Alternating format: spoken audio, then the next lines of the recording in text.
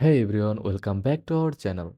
Need to locate your IBAN number in the Revolut app? Today I am going to show you how to find IBAN number on Revolut app. It's quick and simple. First of all, open your Revolut app and log in if you haven't already. On the main screen, tap on Accounts at the bottom. Choose the currency account for which you need the IBAN, like Euro. Tap on the account to view its details.